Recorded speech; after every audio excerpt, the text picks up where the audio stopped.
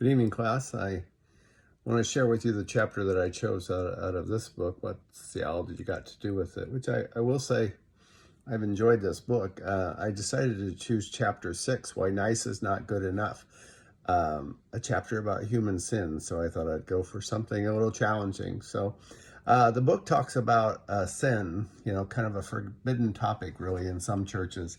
And many people take sin kind of personally. It talked about how people don't really like to talk about sin in church necessarily, but how it is necessary and how it's difficult for us to talk about sin in our own lives, but it's easy for us to talk about sin in others' lives, particularly systemic sin. So we can see sin in racism and in different problems or countries or wars and things such as this, but it's difficult for us to talk about personal sin.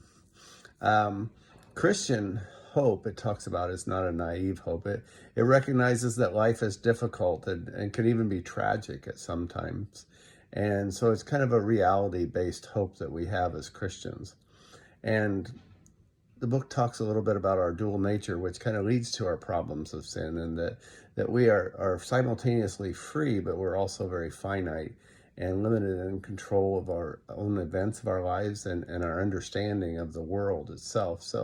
So sin distorts and utilizes this dual nature because we often make too much of our own freedom and we overestimate our own knowledge and our strength, which can lead to false pride, arrogance, presumptuous willfulness. And it talks about like Judas in the story of Jesus and the crucifixion. But it could also lead to the other extreme of kind of a willlessness, a resignation, like the other disciples at the crucifixion.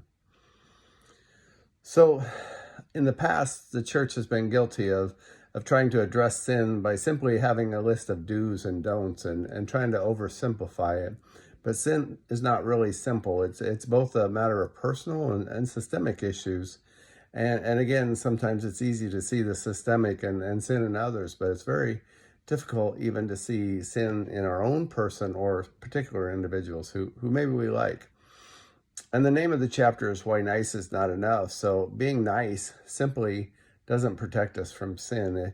There's an attitude that if we're nice and everyone was nice, then there would be no sin and everything would work out well. But Jesus' own life defies this belief because nobody was lived a better life than Jesus but yet he was still subject to the effects of sin in the world. Not within himself, but still, even though he was sinless, he faced sin in the world and was ultimately a victim of this sin. Although we'll talk a little bit more that he wasn't truly a victim, that he was in control of his own situation. So finally, the book kind of lays out 3 ways that sin disfigures our churches and our congregational life. And one in particular is leadership failure. We really need pastors who are effective leaders, not overbearing and controlling and not overly passive and standing on the side. We need effective leaders who can engage other leaders and be strong and not have that dual nature of either having to be so much control or even so passive that just allowing everything to happen within the church. And this lack of effective leadership can lead to churches dying. Another way that sin disfigures our congregational life is through abuse of power and bullying, power grabs, if you will. So the lack of leadership within a church by the pastor can actually create a vacuum in which people will step into.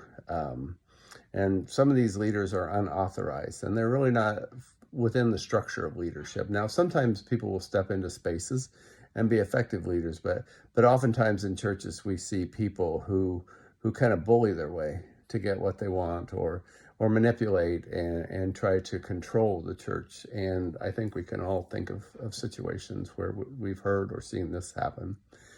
And again, the author points out that the being too passive and having a victim mentality, it seems to be a disease today of our society, is that the victim mentality is popular today because we kind of portray the victims as always, I don't know how to say it, but the victims are always something that we lift up and we want to protect. And so some people have adopted this victim mentality. Now, victimization is real, and being a true victim is not a choice.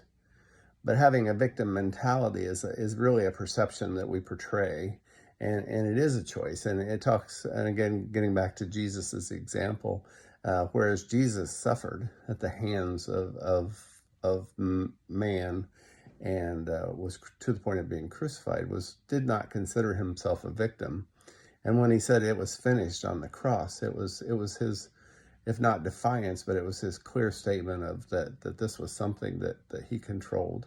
The book talks a little bit about Martin Luther and Gandhi having passive strategies, if you will, for facing problems in this world, but yet they weren't victims. They didn't consider themselves victims. They chose a pathway of passivity to fight violence, to fight racism, to fight these type of things. So again, a good chapter. I would recommend you look at it if you get a chance. Thank you.